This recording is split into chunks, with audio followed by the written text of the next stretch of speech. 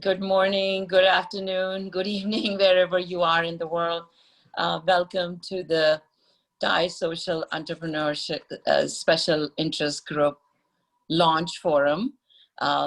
Truly delighted that you're all joining. We have about close to, I understand, 400 people joining us, so which is very exciting that this must be a topic near and dear to a lot of us. And by the way, I'm Smita Siddhanti, the chair the Global SIG. I'm also the Thai Global Board of Trustee, and I'm greeting you from Washington, D.C., where I live, and we've had a number of interests in this group, so that's why I started this group. I'm myself entrepreneur, and I've been engaged in this endeavor of social entrepreneurship for a very long time with several NGOs that I'm involved in addition to my own company that I run for the government consulting in environmental and management consulting for various government agencies in Washington, D.C. for federal agencies. So that's me. But I am very excited about this forum today because we have two of the very, very important people with us, guests that we have to welcome before I go on to about explaining to you about the program today. We, as you said, as you see, both so welcoming both Sam and Desh, who we are going to introduce later, and all of you to this program. So let me just give you the rules of today. Mohini, if you can just start the slideshow on how we are going to run the day. So so this hour, we are hoping that this is an hour or so. So please bear with us because there's a lot of interest in this and people may have too many questions. We're hoping to keep it to an hour, but if it spills to, let's say, another 10 minutes or so, please bear with us, right? Please, all attendees, you're all on mute. The attendees should use the Q&A chat box there option to pose questions to speakers, and we will be monitoring that and selecting from that. Questions will be taken up by our moderator if they are relevant or are given the time according to that. We'll select the questions. Should you have any trouble with your audio, please check your internet connection or seek help from the host. It is advised to close other video conferencing tools for hearing the best way. So thanks for that. I want to explain in the next one what we mean by this SIG, as we call it, that within the broader goal of enhancing entrepreneurship around the world, Thai Global is starting the new SIG focused on social entrepreneurship and associated impact investing. So I can move the slides myself, is it, Mohini, or are you moving it for me? The next slide. So let me say what about Thai Global. So it is a Thai Global special interest group. And as you all may know, that Thai is one of the largest, Thai Global is world's largest entrepreneurship network with 61 chapters across 14 countries. The mission of Thai is to foster entrepreneurship and to mentor entrepreneurs. And so we are in 14 countries, these 61 chapters. They are more than 3,000 charter members. And this SIG is open to charter members only. But for this launch, we wanted to have everybody listen to us and know about our existence. The members are close to 15,000 in this in the Thai Global. So a large footprint and a lot going on with that. So I'm delighted to be part of this. The next one, I want to explain about what this social entrepreneur SIG is that we have started in Thai Global. So this is a special interest group focused on social entrepreneurship and associated impact investing. So let me explain to you what we mean by that in a little bit. But what's our mission? mission of the SIG is to provide a global platform to showcase various social enterprises, introduce impact investing, and bring in thought leaders to share their wisdom. So that's our hope, is that that's what we will end up doing in this forum. We are trying to get not just events to showcase people, but to actually bring the right entrepreneurs and investors together. So we'll talk about that in a little bit later. The next slide shows you what do we mean by the social enterprise.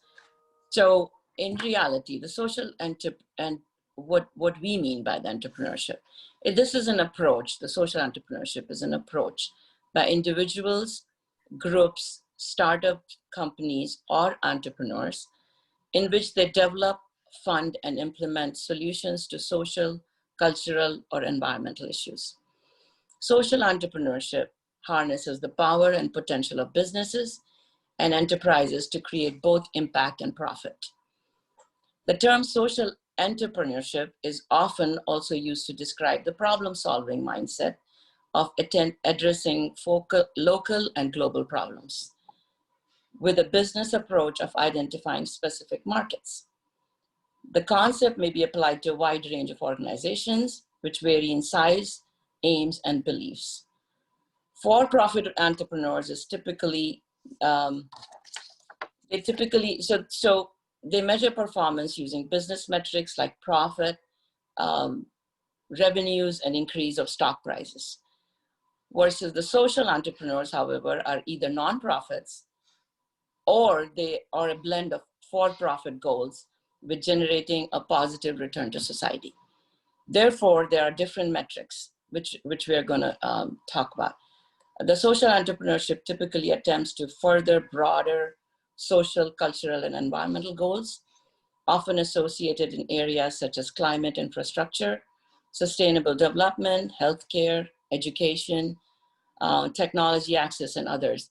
So we have chosen, the healthcare, education, agriculture, livelihood, fintech, clean tech sectors as our separate thrust areas. It is important that these enterprises are scalable, which is how we are looking at it, and are financially sustainable. So the ones that we are going to choose in this, our group of SIG, are the ones that truly have to be scalable and financially sustainable. Those are the two criteria. As any other business, financial numbers and cash flow must be in line with what is expected and sustainable in the long term. So with that is how we are defining.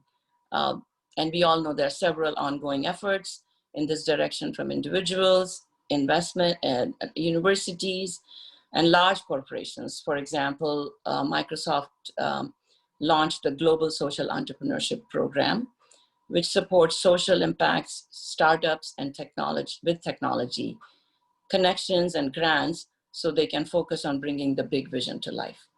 So there's a lot going on, and that's why I think TIE, as a group, we have decided to go and form a group together. So the next slide will show you what we mean by impact investing.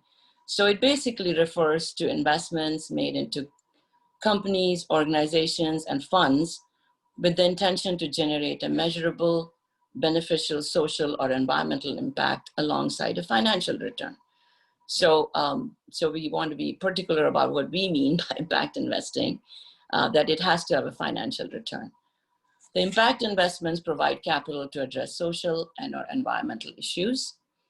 And then many financial institutions, as we have seen these days, along with angel investors, are also now focusing on impact investing.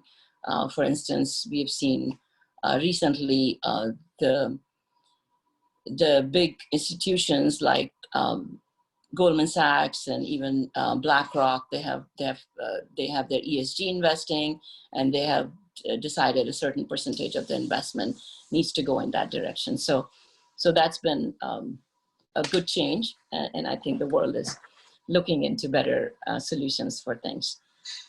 So the next slide will show you how can we leverage the brand of TIE and infrastructure to further the mission of the SIG. And why is this?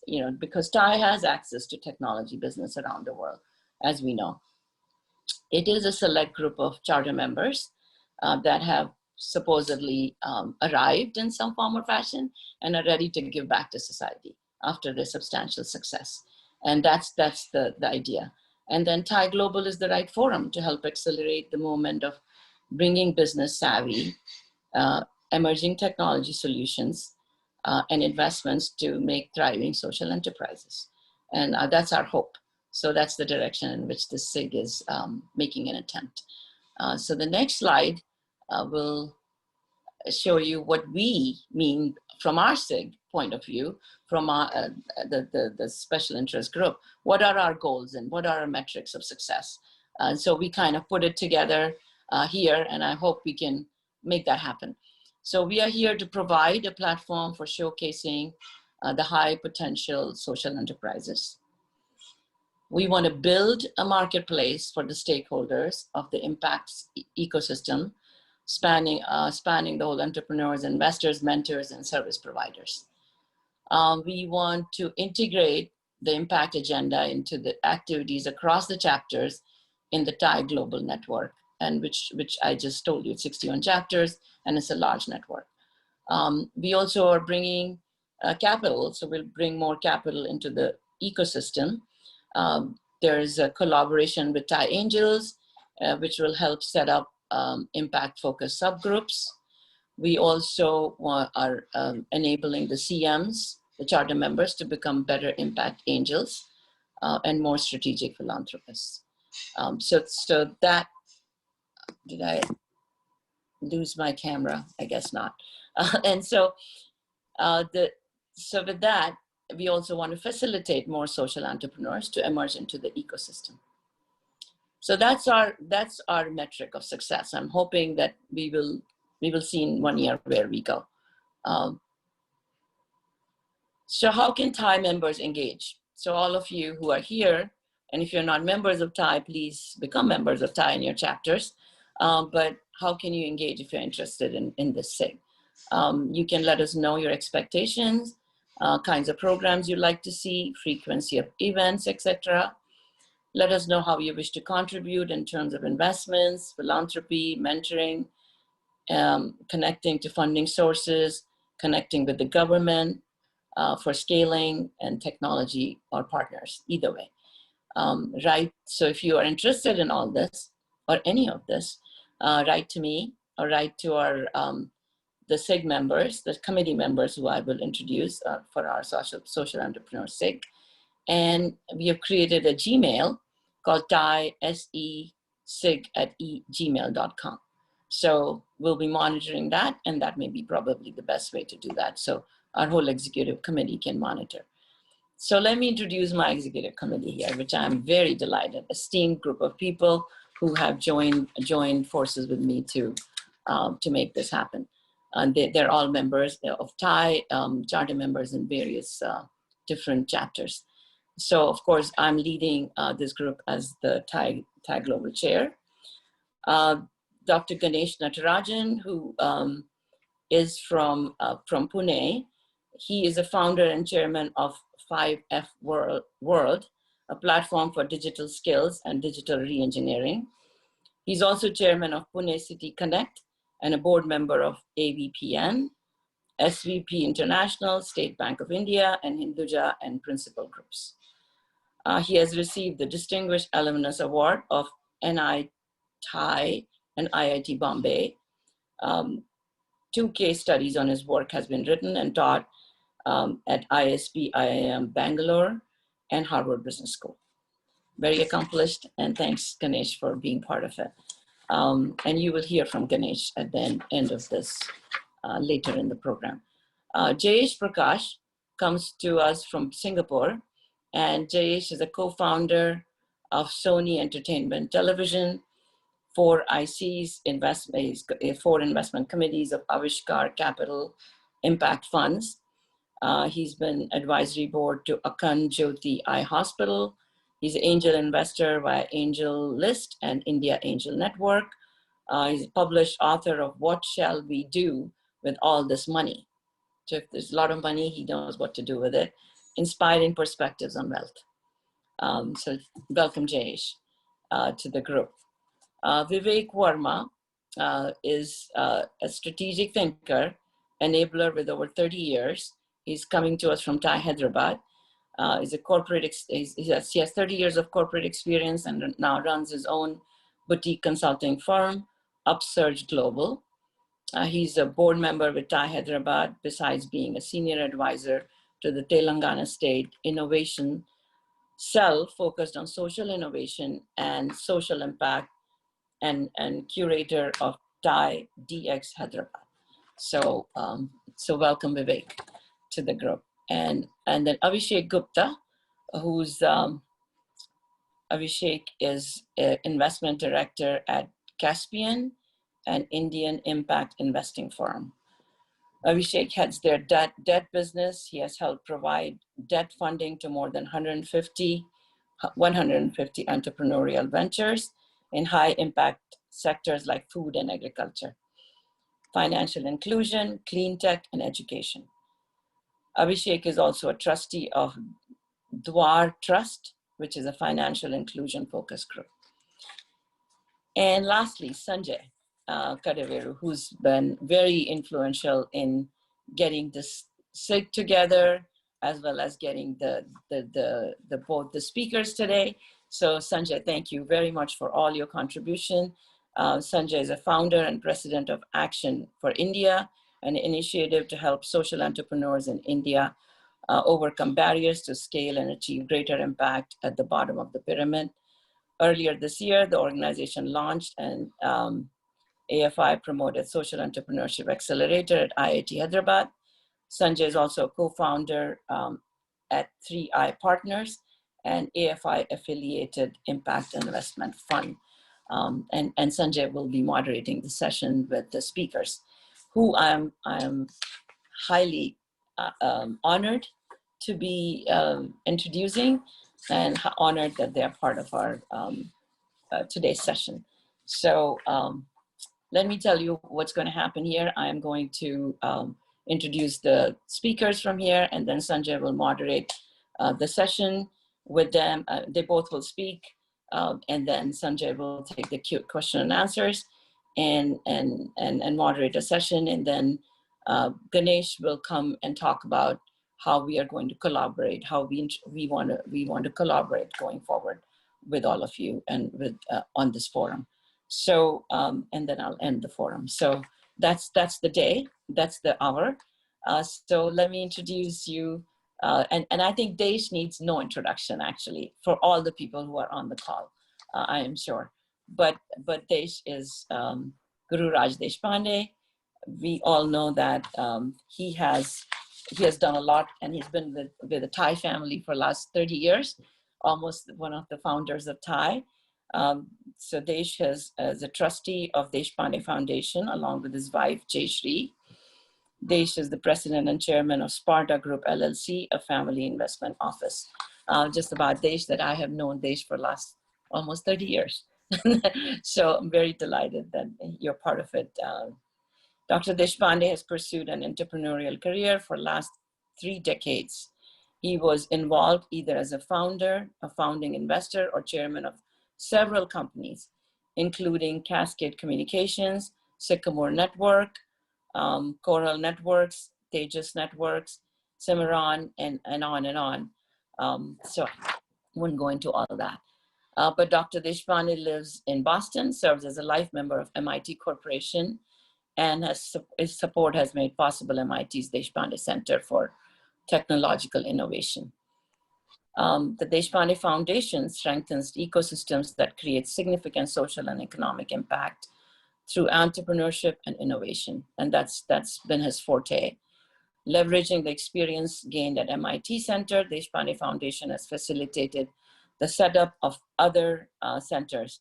Deshpande Center for Social Entrepreneurship in India, Entrepreneurship for All, E for All, the Pond Deshpande Center at the University of New Brunswick in Canada. So all that very related to our topic today. And then, and I can keep talking about Desh quite a bit, but then I want to say that he holds a BTech in electrical engineering, and we all know that from IIT, and a PhD from Queen's University in Canada. So, and he co-chairs the National Council to support President Obama's innovation and entrepreneurship strategy. He co-chaired it from 2010 to 2015. So welcome, Desh. And I'm delighted to be hearing from you. So Sam Pitroda is also a very well-known name to all of us, and has been associated with TIE and all the efforts in this direction. So Mr. Sam Pitroda is an internationally respected development thinker, policymaker, telecom inventor, and entrepreneur who has spent over 50 years in information and communication technology and related developments. Sam, you look nothing like somebody who's done 50 years, so you will see him soon. 55. We'll meet you soon. He came to the USA in 1964, after receiving MS in physics from India, studied electrical engineering at Illinois Institute of Technology in Chicago, and worked at GTE and founded Westcom Switching Inc. in 74. So since then, he's been an entrepreneur. Credited with having laid the foundation of India's technology and telecom revolution in the 60s, 1980s, Mr. Pitroda headed 6 technology missions related to telecom, water, immunization, literacy, oil seeds, and dairy developments. He was also the founder and the first chairman of India's Telecom Commission. In mid-90s, he founded WorldTel in London, WorldTel actually, sorry, I'm reading it wrong. It's called WorldTel in London with International Telecom Union to help finance privatization of telecom in emerging markets, which is a big effort. He also invented the mobile wallet in 1996 and set up CSAM Inc., which was acquired by MasterCard in 2013. A lot to be proud of. From 2005 to 2009, Mr. Pitroda was chairman of India's National Knowledge Commission and provided a blueprint for reforms of the knowledge institutions and infrastructure. From 2009, he was advisor to the Prime Minister of India on public information infrastructures and innovations. He was also chairman of the National Innovation Council, Smart Grid Task Force, Railway Modernization, and Public Broadcast Reforms. At present, he's the founder, investor, and chairman of 6 startups and several nonprofit foundations. He's also founding member of the UN Broadband Commission and chairman of the Empowering Initiative at the ITU. Mr. Pitroda holds over 100 patents and has published and lectured extensively in US, Europe, India, and Latin America. His biography was published in 1992, and his autobiography, Dreaming Big, was published in Penguin in 2015. So here we are to learn about Dreaming Big from you, sir. So thanks everyone for the attention for this long. I'm going to hand over the mic to Sanjay Kadaveru, who's our executive committee member, as well as the one who's been responsible for getting this all together. Sanjay, it's yours to take. Thank you, Smita. And again, a warm welcome to everybody who's on this group. We have more than 100 live attendees here, and there's a live Facebook feed also. People are watching on that. So welcome to all of you. And you're here to hear from the distinguished leaders on the panel, Desh and Sam. And so the next segment of this will involve their individual remarks. Desh has a few prepared remarks, and Sam will speak, and then there's a Q&A that I'll moderate for the few minutes. And then I urge each of you who is on the program, if you have any questions in the chat section, if you start jotting things down, our team will kind of point out which questions can be asked. So as the segment proceeds, please feel free to kind of get started with the questions in the chat section. Before I invite Desh to give his prepared remarks, again, this is a huge moment for me personally and for TIE as an organization in terms of the launch of this TIE Special Interest Group on Social Entrepreneurship. TIE, again, as Smita mentioned, organization over 25 years, 5 continents, 14 countries, doing a lot of work on promoting entrepreneurship. how do you kind of leverage that brand and that infrastructure in doing good at a massive scale? That's what we're going to kind of hopefully hear from the speakers and through the Q&A. A couple of quick things on Desh before we invite him. Again, these are two individuals who've been tremendously successful entrepreneurs, both telecom entrepreneurs in the US before they went on to do big things. Sam in the government domain, Desh in the philanthropy domain. Desh has been probably one of the most successful entrepreneurs in the history of entrepreneurship. I mean, we all know about Bill Gates and Steve Jobs and Mark Zuckerberg, but apart from maybe Elon Musk, no other individual has been involved with 4 technology ventures, which he took them public, and each went to north of $1 billion market cap. In fact, when his company Sycamore Networks went public in the year 2000, it was the most successful IPO in US history until that point, and it briefly made him the richest Indian on the planet. So that's the kind of background that Desh has. From there, he started this technology innovation, the Deshpande Center for Technology Innovation, MIT. He started social innovation with the Deshpande Foundation and the Sandbox in India. And one thing that's always struck me, there are people, accomplished people, there are people who are philanthropists, who write big checks, but the kind of true passion, and if Desh were in Bangalore, that was one thing. Desh's native place is a place called Hubli, which is a Tier 3, Tier 4 city. For the last 10 years, 15 years, he and his wife Jayashree have been with so much diligence every quarter. They spend almost a week or 2 weeks there. And over the course of this time, not only has there been financial support, but the kind of infrastructure, the kind of team that is built, and you'll hear this in his remarks and in the Q&A. It's just incredible. Very few people I know as humble as Desh, and very few people with the kind of patience that they have in terms of making things happen on a large scale. So with that, over to you, Desh. Okay, well, thank you. Thank you. I know after the 60 minutes, we already chewed up 28. So I will keep my remarks. I'm glad you said that. I don't really have any prepared remarks, so I want to leave enough time for question and answers. But I've been looking at the chat box here, and a lot of the people are asking, what's the difference between social entrepreneurship and regular entrepreneurship? You know, it doesn't matter which entrepreneur you are. You look at the world and you say it's A, but it doesn't have to be A. It can be B, B being better than A. And entrepreneurship is all about getting to B from A, right? And in the regular entrepreneurship, what happens is you have, and both the entrepreneurs are pretty crazy because they have an idea which may work, may not work. It's nothing but trouble. But in the regular entrepreneurship, as we know it in Thai, you get a year, 2 years, 3 years to find something that somebody values, some customer values. And if the person is willing to pay you more than what it costs you, then you have a sustainable model, you have a business. And so in some ways, that feedback loop is a very powerful feedback loop. And therefore, you get an opportunity to prove yourself. If you prove yourself, you have existence. If you don't prove yourself, you either go chapter 11 or you become M&A target. And so it's all performing assets. In the social entrepreneurship, sometimes you again say B is better than A, you create a B, but then the beneficiary does not necessarily pay for the whole thing. Sometimes you may be able to pay a part of it. And so you don't have that powerful feedback loop. And so how do you make those things sustainable? Either you can make them by free market economy, but even if you make it free market economy, margins tend to be pretty low, or you bring innovation to a government program, or you make it a very broad-based charity, or a combination of all the three.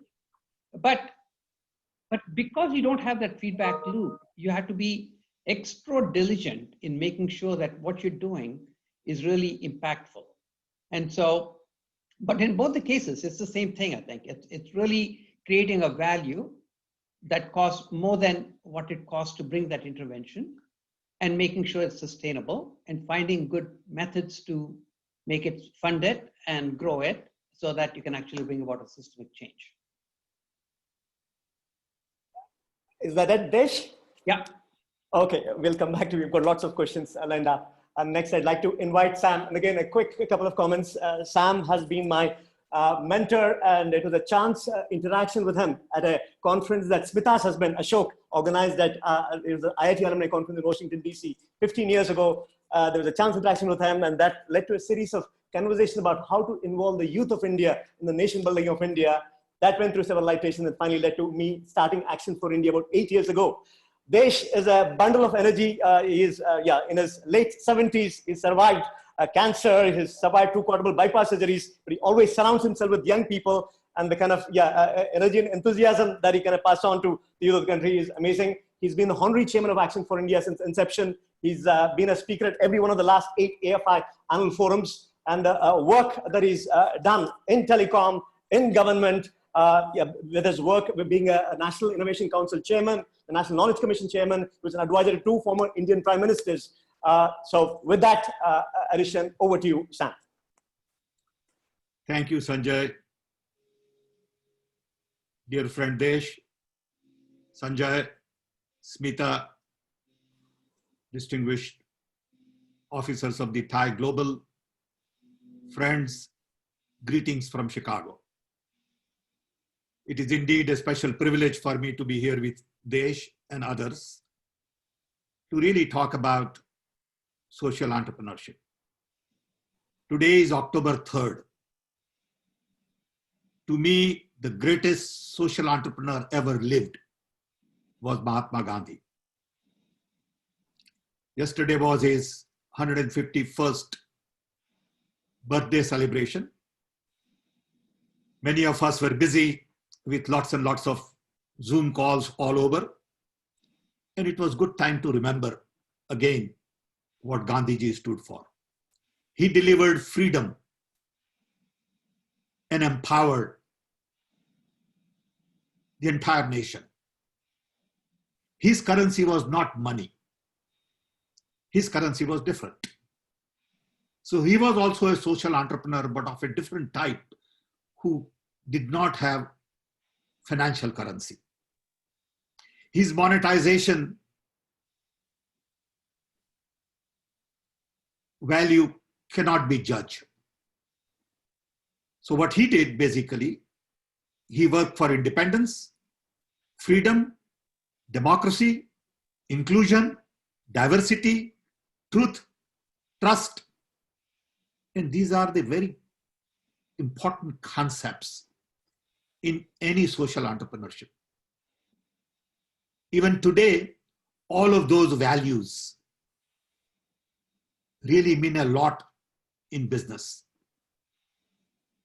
So I would say Gandhiji started a whole new process in India in terms of social transformation. We all enjoy freedom today because of the seeds he and his colleagues planted.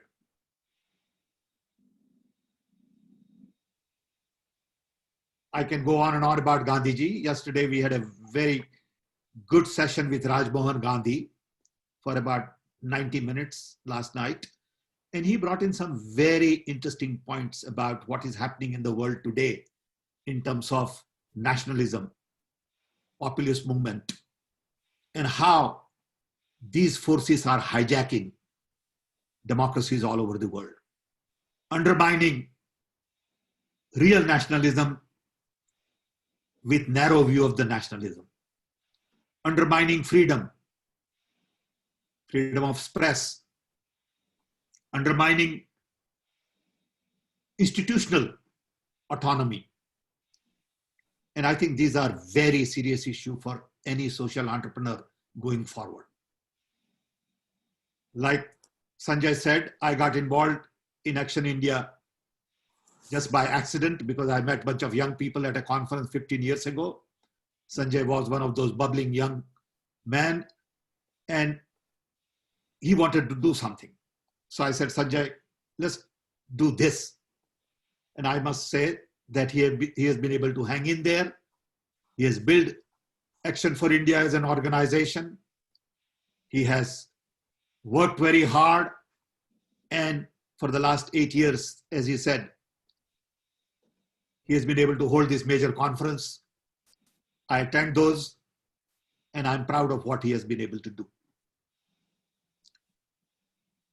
I think we also need a little comment on COVID-19, because I'm sure we all heard yesterday that President Trump is in the hospital. And COVID-19 has brought the entire world at halt. We are on pause. And this is a good time to review and reflect. Think about very fundamental values. I believe the world has gone too far in sort of this whole idea of chasing money. Whole idea of valuing people based on the money they made. And COVID-19 has shown that there are only two things that matter: planet and people. There is no third thing. Are we really taking care of our planet? And that's one major challenge for social entrepreneur. Second major challenge is, are we really taking care of our people? In terms of equality, education, health. COVID-19 is a good time to review and reflect and not be in a rush to go back to what it was, but design something that is going to be very different than what it was. We know that what it was doesn't work. It works for few. It works for a handful of people who sort of control global resources through networking, through click with business politics, investment bankers and all that. And in the process, large number of people are left behind. There is huge inequality coming out of this experience. Technology today is such that you can provide everything to everybody. We live in an economy of surplus and not an economy of scarcity. The key question is, what do we want to produce? And who do we want to produce for? Do we want to produce for people who can pay, or do we want to produce for people who need? These are very complex issues. Technology is also going to improve longevity. So some of you young people will probably live to be 120, 150 years. And I think COVID-19 is a good time to really review these things. Government has a major role to play. I've seen that, and that's why I decided to work with the government, because no matter what you do as a private individual, you have limited sphere of influence, even if it is Bill Gates or somebody else. In government, you can plant a seed that could really grow. You may not see the fruits. You may not get the credit, but the impact that can have is huge.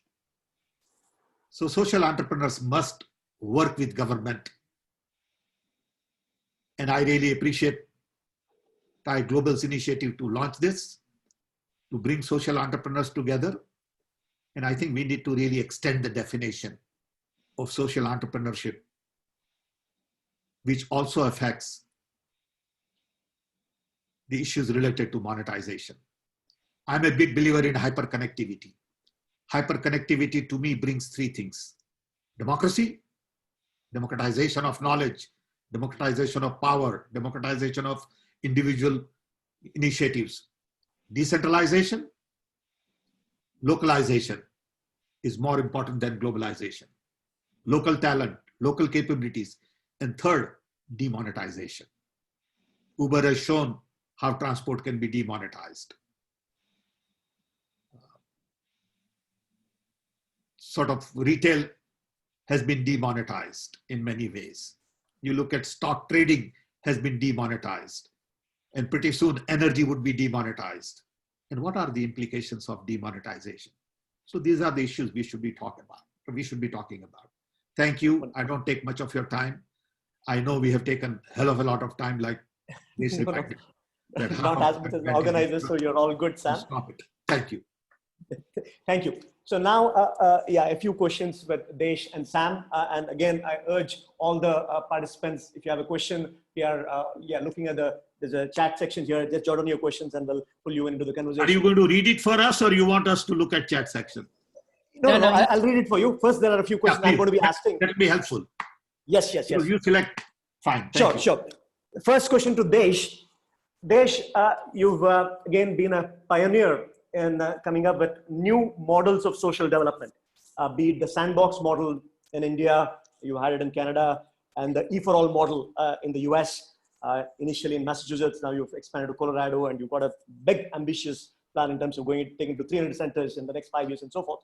So again, my initial question is in terms of what are the trigger for developing these models? How have these models been an improvement over existing models? And as relevantly in terms of for an organization like TIE and like the people in this in the audience, how can they engage with the sandbox or with E for All in terms of in a collaborative manner to make scale social impact? Yeah, so I think I talked about how in a competitive world, execution excellence is given, right? If you don't have execution excellence, you're out of business. But like Sam was saying, a lot of times these businesses in chasing the top line, the bottom line, can lose their compassion. Whereas in the social sector, nobody starts without the compassion. Compassion is what gets everybody going. But a lot of times they lack the execution excellence. So the question is, how do we bring compassion to the businesses, and how do we bring execution excellence to the social sector? So in the social sector, like Sam was saying, you have to co-create the solution. You have to, because particularly if you go all the way down to the bottom of the pyramid, it's very presumptuous of us and everybody on this call to assume that we know their problems, their risk tolerance, and so on. So you have to co-create the solution with them. If you co-create the solution, then you have to build that local capacity to be able to absorb and spread the solution. But once you get traction, then you can bring in a lot of the methodologies that you use in the high-end business, whether it's a policy making or platform, technology platforms, and so on. And I said there's 3 ways to do things: free market, government program, or broad-based charity. And depending on whom you're trying to help, you can use any of the 3 methods. For example, Akshay Patra, you serve little kids. So obviously you cannot charge them money. So it's a combination of government and a very broad-based charity, right? But let me give you, or if you start from the very bottom, some of the people are saying, do we need grants? Yes, you need, if you go all the way to the bottom, the most marginalized, it's very hard to run it out of free market, right? Because you just don't have money. But let me give you an example of how, by investing nonprofit money, you can get to free market solutions, because there's a lot of R&D involved. We do a program for agriculture where essentially it's increasing the income of the farmer, because on an average, an Indian farmer makes 1/8 of the farmers, let's say in Israel or something. But 8 times is very hard because it's a lot of technology, a lot of expertise, everything else. But we found that water is the biggest multiplier of income, right? So if they have water when they need it, they can double and triple the income pretty easily. So 2013 to 15, couple of years, we did 150 farm ponds, and we did it for free. So that was more charity. But we learned how to do it. And we also proved that the actual income doubles and triples. Over the last 5 years, we have done 6,000 of these.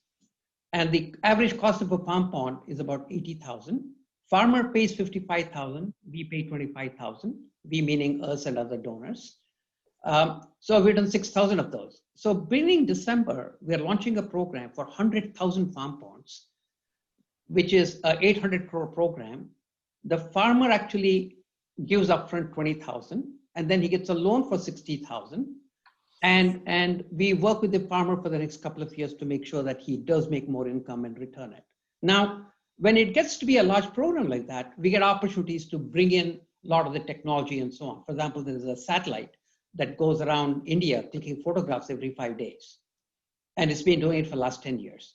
So we have our chief technology officer in Silicon Valley who actually gathers these petabytes of data. And if you give him a piece of land, he can tell you exactly the history. He can recreate the history for the last 10 years. He can tell you how the water was flowing, how many crops did he grow, and everything else. So you get an opportunity as you scale these solutions. You get an opportunity to bring in a little bit more financial engineering, more technology, more things. So, but you can't start there. You can't start with technology to really solve these problems. You do have to start by co-creating the solutions building capacity within the communities, get them to a certain size, and then slowly you start injecting more and more technology. Thank you. Thank you, Desh. Next question to Sam. Sam, yeah, Desh in his remarks just now was talking about how you can't lead with technology. You were the telecom pioneer back in the 80s. You helped launch the telecom revolution in India. Today, if you have 1 billion plus cell phones and the fastest growing telecom market in the world, not can be traced back to the work that you began back in the 80s. And today in the world of Reliance Jio and cheap broadband and widely disseminated stuff, and all the talk about AI, ML, IoT, and so forth, there is a lot of buzz and hype in terms of how you can create massive social impact leveraging these technologies. But these things have been around for a little while. They've not been there for too much of time, but the pace at which they're being embraced and assimilated by the impact sector seems to be slow. What seems to be the problem, and what can be done to accelerate the pace of this technology assimilation so that there can be massive social impact? You know, I'm biased. I'm biased on many of these thoughts, so you have to take what I say with a grain of salt. I believe best brains in the world are busy solving problems of the rich, who really don't have problems to solve. As a result, problems of the poor really don't get the right talent. Take, for example, telecom revolution. What have we really done for the farmers with IT? Very little. I'm glad that Desh mentioned this idea of satellite and water and all that. I think we need to really take technology to the doorsteps of the people. You look at what is going on right now with education. Everyone talks about, you know, digital education. There is no content. There are no platforms. There is no access for poor. Access is there for rich. Access is there for urban. Okay. We have solved the problems of the people who can pay. So I think there has to be a systematic effort to take telecom to poorest, remotest, and transform their work, their education, their health services. Okay? And that work is not done. Okay? So if you are living in remote part of Arunachal Pradesh, you don't have a doctor you can call. You don't have an application on phone where you know that if this happened, talk to that dentist, and if this happened, talk. It's very simple to do. It's not a rocket science. But you're not sure whether you'll be able to make money at it, so you don't do it. Okay? And I think this is a major challenge, not only in India, in many other parts of the emerging markets. Okay, thank you, sir. Well, let me add something. Yeah, sure, Sam's sure. comment. I totally believe in it. In fact, that's sort of been what I want to do for the next 10 years. You know, even if you take US, for example, the philanthropy in US is $400 billion a year. So what happens is that any prof, and I've been on the board of MIT for 20 years, so anybody from MIT, Stanford, Caltech, they can go to any foundation and say, hey, give me $25 million, poverty solved. And the foundation will be very happy to give them 25. And they're genuine, they're truly compassionate. And they work really, really hard for 2 years, produce this fantastic white paper, maybe write a book. So what happens is there's a lot of idea generation that happens for the people whom you're trying to help. But then there's no capacity in the community to absorb any of those ideas. So what we need is we need people from TIE, those who are really compassionate, to provide the bridge to actually go spend enough time with these people, build their capacity up, and then really build a ramp from where people need help to all these big ideas and technologies and everything else that we have. Otherwise, it's really choked. You know, it's a little bit like engineering was 50 years ago. 50 years ago, MIT, all these guys, you know, they'd come up with all kinds of brilliant ideas, but nothing ever came out of the campuses. But now I think we have found how to make sure that if you have a great idea and it solves some problem for the people who have money, that idea can get out. Right now, we are very rich in idea generations for helping the poor. but the ideas never reach the poor people. Next question to you, Desh, in continuation of what we talked before about the sandboxes. One of the things that you typically mention about sandbox is not about solving problems, but it's about creating problem solvers. It's not people sitting in Silicon Valley or Washington, DC, or even Bangalore telling people what to do in rural India. It's how do you empower the locals? How do you get a deep granular understanding of a problem? And how do you serve as a catalyst as they develop the solutions? And in the conversation yesterday that we had, Desh, you were mentioning in terms of probably the most critical factor in scaling social impact is increase the pool of social entrepreneurs. And in terms of how do you enable these innovators to happen in the local communities that you are part of? How do you engage with them? What will enable that pace of the emergence of new social entrepreneurs to increase? What are determinants? And as you said, it's not 100 CMs and working with one, but how do you have even 3 CMs and increase it 10, 20 social entrepreneurs? What can be done? You know, I think this Thai SIG is a good start. You know, for example, when Sam started his first company, long before I did mine, there were no entrepreneurs. You know, when I started, even in the 80s, in all of Massachusetts, there were maybe 5 entrepreneurs. There was Ken Olson who had done tech, digital, and so on. So over the last 40 years, we built a pretty good ecosystem. So if anybody has a great idea and is directed to some burning in the problem that people haven't seen before, this is primarily for the people who have money, right? Disposable income. That idea will have an impact, right? But when it comes to the social sector, you don't have that capacity mostly because the people you're trying to help don't have. If you want to help 1 million people who make $2 a day, I think we need 1,000 people who make $4 a day, 100 people who make $8 a day, maybe 10 people who make 16, and 1 who makes 32. 32 is still $1,000 a month, right? And then maybe you need 1 Harvard, MIT guy, right? So what we don't have is that structure. So this program that we started in Hubli, now we have 700 people on the payroll. And so slowly we built this infrastructure. And a lot of the management has come through those grassroots. But now they have enough confidence that they can stand up to good ideas. And also now we have like 10 IIT guys there. We have a couple of MBAs. But all these guys, some MIT guys, but all these guys are now able to treat the people who live there as peers and not sort of look down on them, right? So even though I've been at MIT for a long time, first 10 years of work in Hubli, we kept MIT away from Hubli. Otherwise, MIT will just go there and they know how to make better PowerPoints, how to talk better, and nothing comes out of it, right? But now we have enough strength in that sandbox that we do, where when people go from MIT or Stanford or whatever, they say, you know what, you're all screwed up. I don't think you know what you're doing. And I think we need to build that base strength, enough capacity, so that we can inject more and more ideas. Okay, thank you.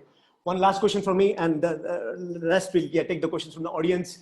Sam, you've been mentioning that of late you've been engaging quite intensely with the farming community. Almost every week you are on an hour and a half Zoom call with the farmers. Recently, the government has announced massive reforms in the agri sector that's created a lot of tumult and so forth. But again, from the perspective of the audience members here, in terms of the people who want to make an impact, make a difference, what opportunities exist for social entrepreneurs to make a difference in the agri sector from your intimate conversations with these farmers? Well, I do a weekly call with farmers in India for last 4 or 5 months. And the idea was for me to learn what really bothers them, whether it is insurance, finance, input, seeds, soil, market, cash, whatever. And I'm learning as I go along the fact that they know the solutions. They are very smart. Don't underestimate the local guy. Okay, he lives with the problem. He knows the solution. Okay, he doesn't have a capacity to really reach out to larger number of people to get it done. So if you look at agriculture, I think opportunities are limitless. You can take one little sector, onion, potato, soybean, dal, chana, vegetable, fruits. Each of these items have huge potential because India could be the food basket of the world. We are blessed with good soil. Many years ago, I had a discussion with Chinese professor, and Chinese professor said, the difference between India and China is we have Yellow River and you have Ganga. Yellow River, we have to work very hard to get all the mud out. And if we don't do our job that year, we starve. You are blessed with Ganga, you don't have to do anything, things just grow there. So you don't have to work. So you can afford to be lazy. There is a message there that we are blessed, but we have not been able to capitalize on this. So I would say in agriculture, there are lots of things to do. You go to a local district, local community, find out what their problems are and begin to solve their problems. There are a huge number of problems, whether it has to do with insurance, finance, market, storage, distribution, delivery, logistics. Oh my God, there is just too much to do. Okay. Same in any other field. There are huge number of challenges, but you got to go there. You can't be sitting in Silicon Valley and trying to solve their problem. Unfortunately, it's nice. It's a good intellectual exercise and we feel good and we feel that, oh, we made a great contribution and our friends get together and clap and say, oh, what a wonderful thing you did, which is okay. Nothing wrong with it. Okay. But you got to understand your limitation. Okay. Thank you, Sam. And you got to pay. You got to pay by, you got to pay a very hard price. Family, friends, you got to move partly, you got to spend more time there. It's tough, but it depends on what you want to do. Gandhiji, what he did couldn't have been done by staying in London or South Africa. He had to be there, okay, as an example. But today, because of telecom, you can be in multiple places. But you got to devote enough time locally to solve local problems. You know all this. I'm not saying anything that you don't know. Thank you. Thank you, sir. We begin the audience questions, and yeah, maybe in the next 5-7 minutes, we'll get as many of those questions as possible. First question, maybe Desh can answer this. I remember he had dealt with a dental startup at MIT Technology Innovation. The question is from Jonathan Levin. How do we get more risk-taking and funding in early phase new technology, driven but really genuinely risky and hard businesses, like how to get dental information access? How to fund 10 of them, 9 to fail and 1 to succeed? Well, I mean, I think government of India is putting a lot of money into incubators and startups and everything else.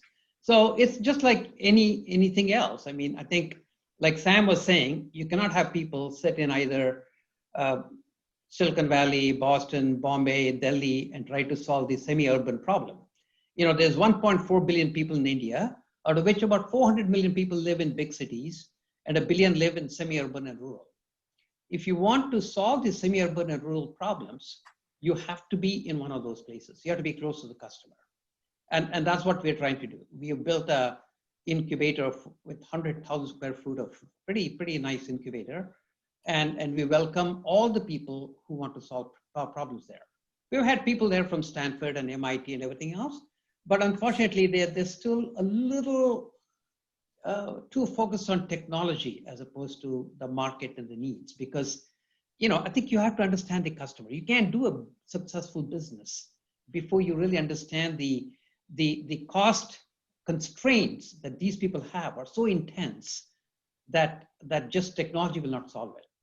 So, but you have to be there. You have to be there, and you don't have to worry about failing because a lot of these guys are going to fail, right? I mean, that's a natural part of the selection process, but it just gives them an opportunity to try it again. And so it's no different than other entrepreneurship, but you have to do it where people need it, where the customers are. Thank you, Desh. Next question is on Ayurveda. I know Sam has been involved with an organization for the last 3 decades, FRLHT. The question is from Geetanjali Churi. Ayurveda has a great scope to take care of both planet and beings. On the other end, they are going to kill 5 lakh sharks for vaccine making. Sharks being top of the food chain, this is going to disrupt the nature again. Please consider Ayurveda seriously. Desh had awarded for solar drying idea. We are working on scaling it for drying herbs, etc. Looking to reach Northeast, Himalayas, etc. too. What is the opinion of the speakers on this? I came across Ayurveda's challenges in late 80s when I was working on the mission on immunization. We were trying to eradicate polio. In Rajiv Gandhi's time, we had a mission on immunization. We set up our first plant ever to produce vaccine in India. And today we are the largest producer of vaccine. People don't remember that. India produced no vaccine in 1985. At that time, somebody told me that there are 9,000 herbal medicinal plants which are unique to Indian climate. Don't grow anywhere else. And we had no database. So I decided to set up a foundation called Foundation for Revitalization of Local Health Tradition to document Indian herbal medicinal plants. Immediately after that, we lost the government. Rajiv Gandhi lost election, Rajiv Gandhi got killed, couldn't find any funding. Nobody in India would fund that. No businessman, no government. So I went to Danish government. Danish government gave me $4 million to start this. And we set up a system to systematically take each of those plants, mainly from 3 states initially, South India, and then give it to CSIR laboratory to analyze and document and all that. It took us 25 years to do this. Today, it is a major institution called Transdisciplinary University in Bangalore with 300 people. Ratan Tata gave us 50 crore cash 4, 5, 7 years ago. It is a major institution where we have documented all 9,000 herbal medicinal plants. Nobody knows. Nobody has ever heard of it. So there's a lot of stuff going on, but we have not been able to either communicate effectively, maybe it's our fault, or people have no interest. When you say technology, they automatically assume Silicon Valley, satellite, software, chips and all kinds of other stuff. There is a hell of a lot of technology in documenting and preserving genetic pool. We also have preserved genetic pool. Okay. But this has to be scaled now. It's a work in process. Similarly, just a side issue, we decided to document all our Indian heritage. Mm-hmm. So there was a lady who had done her PhD at the University of Michigan, Kapila Vatsava. And Kapila was a cultural czar. So she became head of Indira Gandhi Art and Culture Center. We started documenting all Indian artifact. In those days, there were no laptops. This was in 87. So we used to take microfilms and all. That work has now gotten to a point we have documented 10 million Indian scripts, from scripts on the bamboo stick, on the leaf, all our statues, all our paintings, our music. 2,000 people worked on it to document Indian heritage. Nobody knows. You go Google Nanami, National Manuscript Mission or something, nanami.org or .gov, and you will see all that. But that is also technology. That's what I'm saying. Okay.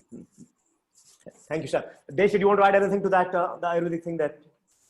No. I think there's a lot of local innovation, and we shouldn't discount that. I think all the other, we know that turmeric, a lot of stuff. I mean, but it's just that if we can just bring a little bit more scientific thinking to it, sometimes I think we minimize the impact of Ayurveda and everything else when we start claiming how it can solve everything. And so that diminishes the value of what it really can do. And so I think, but also it's a proud moment for India. When I graduated in 1973, I'm a 1950 born guy. So I was born just after independence. Sam was probably just before independence. And those days, I think even my parents, it was fashionable to be British. It was fashionable to be Western. So when we were growing up, I never heard about yoga and all that much, even though we are very religious and had all the practices. But it's amazing to see the pride that people have now in all the ancient value that India has created. And we need to build on it. But there's no reason as to why we cannot apply a lot more methodical thinking, a little bit more of what Sam is talking about, documenting things, being a little bit more rigorous, being a little bit more questioning. So we need to change the culture a little bit, because as soon as somebody questions it, it's like the old, you cannot ask Guru any hard questions. We have to change that. I think if we can dig a little bit deeper into it, we'll find a lot of nuggets there. Thank you. The final two questions from the audience, and Ganesh, get ready for your presentation. The next question is from an officer on special duty to the government of Telangana, Rama Devi Garu. Rama Devi is posing to you, Desh. She works closely with the IT department, government of Telangana, and they're working on a policy on social innovation. In fact, one of the executive committee members, Vivek Verma, is involved with that. So her question is, can we replicate the Hubli model in Hyderabad? Well, actually, we do have a duplication of that model in Nizamabad. And so it's sort of working there. And we work closely, and we could make it a lot bigger. These things work better in tier 2 semi-urban and rural. It's very hard to do these kind of projects in either Bangalore, Hyderabad, or Mumbai, because there is just too much focus there on high tech and high growth and unicorns and everything else. So it's very hard to get the kind of attention and the mind share that you can have in a Nizamabad or a Hubli, where we do things. So I think there's a lot of opportunities, and so I'm sure we can work together. Raju Reddy and the Red Bus founder, he's also an advisor to Telangana government, so he's very, very involved. So I'm sure we'll find opportunities. So if there's a way we can team up and accelerate these things, I think there's a huge opportunity. And like Sam was saying, unless you work with the government, things don't scale. Government is the biggest funder of the social sector, but the government has a very hard time being innovative. I mean, big companies cannot innovate, so leave alone big governments, right? And so I think the job of the high-tech people and the social entrepreneurs is to prove concepts. So once you have a proof of something working, then that should become a part of the policy. So policy by proof of concept is a very powerful way to make policies, whether it's Washington or Delhi or Hyderabad. And so I think we should use these sandboxes that we have as a living lab where you can experiment and find models that really work, and then make policies around those. Thank you. One final question, and this is for Sam. Again, to the attendees, I know there are a lot of these questions. We are keeping a record of that. We'll try to see if we can get answers from the speakers. Post this, we are already running about 9 minutes behind. So with that, the question to you, Sam, from Anup Jalan. Sam, you said it's better to work with government on larger projects. How does a small size or a mid-sized project get this access? You know how difficult this is. Well, you have to keep trying. Everything is difficult. So you work with the state government. Don't work with the federal government. You work with the district government. You work with municipality. There are lots of layers of government that you can work with. Ultimately, to me, India is a country with 650 districts. Each district has about 2 million people. That's how we get to 1.3 billion roughly, let's say. District is big enough model, like a small country. If we focus on district level development, where there is enough education, water, sanitation, health services, innovation at district level, that's a better model than trying to solve the problem at a national level. There are some problems you have to solve at a national level. There are lots of problems that you have to solve at district level. But everybody wants to go to Delhi to solve the problem. And that's where the problem is. Okay. And they have no time. So I think district level is a better focus, like, Desh did in Hubli. Okay. That's a great example. Also, I think when you contain the area that you work in, the biggest asset that you have is hope, right? So on a scale of 1 to 10, maybe US is way up there, but when a lot of the poor people are, the amount of facilities they have, everything else, maybe 1 or 1.5. But when you take that 1.5 to 2, which is an easy problem to solve, the amount of hope that you create in those communities is a huge momentum, huge asset. Yep. And it's easier to create when you localize things, like Sam was saying. That is, it's just like any entrepreneurship. Whenever you start a problem, you want to make sure that you don't fail because you're not putting enough behind that problem, right? You want to make the problem smaller and smaller so that you're over-resourced as opposed to under-resourced. Similarly, in social entrepreneurship, you have to pick a problem and localize it and make it small enough that all the skill, all the talent, all the resources you have, you can overpower the problem and start solving it. And when you create that momentum, then that takes a life of its own, and then it'll start bringing in more resources, more interest. There's nothing like success. When you have a success, everybody wants to be a part of it. Wonderful. Thank you, Desh. I'm going to invite Ganesh. So this final segment is about 10 to 15 minutes. Desh and Sam, if you can stay behind. So what we had done as an executive committee was in terms of brainstorm, in terms of what should be the charter of TiSIG. Are we going to do for-profit social enterprises, not-for-profits? Are we going to do impact investing, philanthropy? Are we going to do a marketplace? So Ganesh is going to kind of give a glimpse in terms of what it is, and we'd love to have, before you end this session, your own inputs in terms of what the ideas that we've discussed and debated. I have a hard, spot at 11:25. I have to leave. I have another video at 11:30. I need to take a bio break and all that. Okay. With that, Ganesh, over to you. No problem, Sam. We'll make sure we stop at that. Thank you. And I just like to call out, absolute gems of insights, and I'll just pick two and kind of build my own story around that. The first is what I think Sam very rightly said, that you can't pontificate from a distance. You have to be there locally and make that happen. The second, of course, I think it's what both Desh and Sam have said, which is, there is, a lot of us tend to be very fashionable and wish away the government and say we'll do everything ourselves. The government has the scale, the funding, etc. And if you leverage that properly, I think that's probably the biggest magic you see. What I wanted to do, but I won't take it because that'll take too much time, is to actually talk about a few more case studies of people who have kind of understood collaboration and scaled social. Okay, Desh is a classic example, but I'll just give you one example. Something that was started 5 years ago by a bunch of very senior industrialists in Pune, called Pune City Connect. Today it's the outstanding example of public-private partnership, because for every $2-3 million every year that is raised from philanthropy and the social sector, the government actually matches it with $5 to $6 million. And the idea being that it's a friction-free model. The government does all the capex, the entity does all the opex. And today the central government is saying that, look, this is such a fantastic model, because almost 77,000 people in the last 5 years have got sustainable livelihoods because of that. How about scaling it all India? The second example, and I'll just go by what Sam was talking about, districts. Many of you would have heard of an entity called Swadesh. Swadesh was set up by Ronnie Screwvala and his wife Zarina. And if you look at what they've done in Raigad district in Maharashtra, again, a classic example of multiple Tata Trust, various people funding, a lot of foreign funding that's come in, and really making one district and saying that, look, let's solve right from irrigation to healthcare to education to villages, make that happen.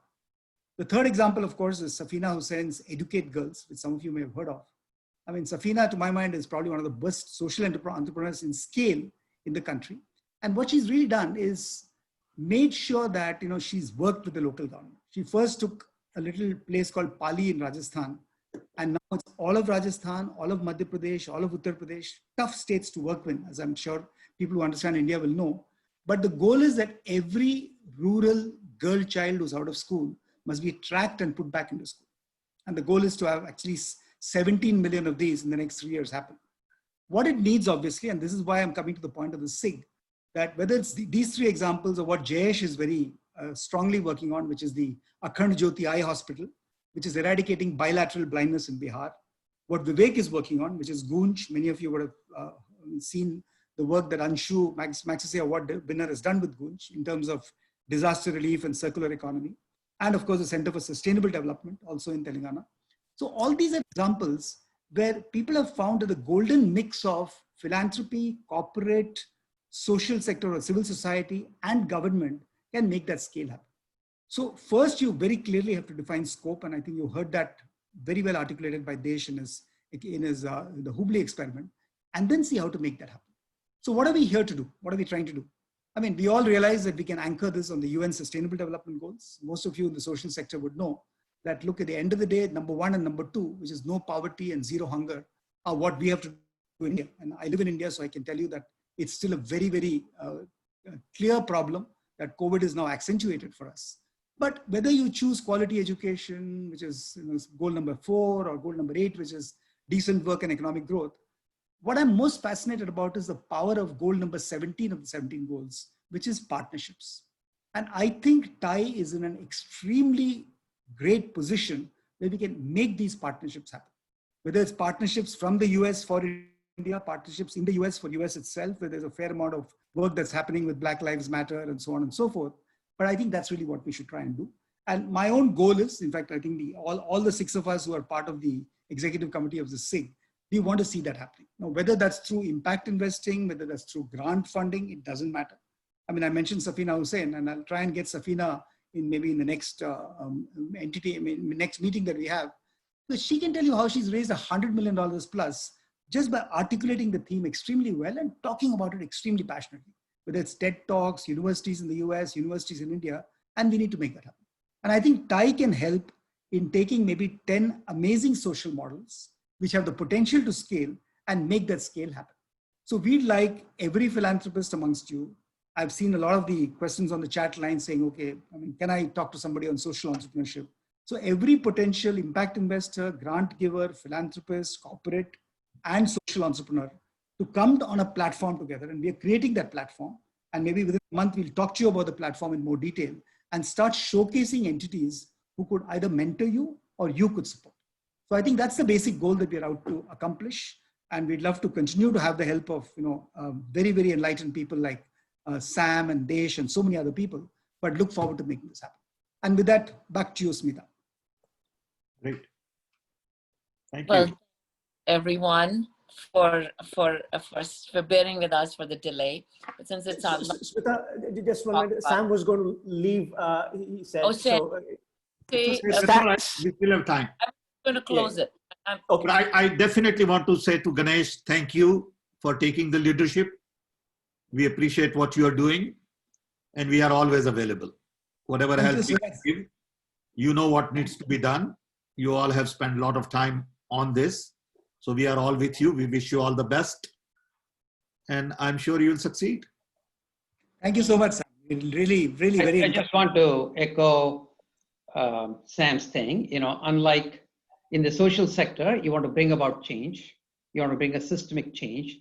So it's really not a market share issue, unlike the for-profit sector, where you want to keep your secrets, you want to guard them, you always want to beat up the other person and so on. Here, I think in some ways, the collaborations are come a little bit more naturally, as long as people are motivated by the mission. And I think India is in a very unique place right now. India has actually a lot of the social things, like I Educate, I like Akshay Patra, like a lot of the, all these things that are scaling, they're like second to none in the world in terms of the impact they're creating. Because I think you have probably 1% of the population in India that's second to none in the world in terms of the capabilities. But you also have these huge problems, right? And combining this talent and resources with these huge problems, I think India can really lead the world in terms of bringing about this social change.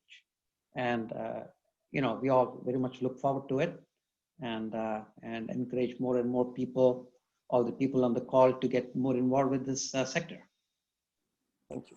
Thank Smita, over you. to you, Desh. Two problems Ganesh has identified: hunger and poverty. Yeah. I think those are the two key things to first attack. If we can attack those two, everything else will flow. I agree, 100%. No, thank you. Thank you for the ideas that you all gave. And I think that thank you for reminding us all that it is on Gandhi Jayanti weekend, if not on that particular day, that we have taken this step on Thai, for Thai Global, because he's the person who inspired us all for bringing capitalism and social impact together. And I think today is a great start. And I agree with you, Desh, that I think India, with its all thrusts of problems, whether it's hunger and poverty and also healthcare or everything else, that is a place to showcase all the solutions, and that problems exist in all over the world, including America and rural America, as well as all the emerging economies in Europe, as well as Asia. So with that, I'm hoping that we will get this platform moving, and thank everyone for their participation and encouragement.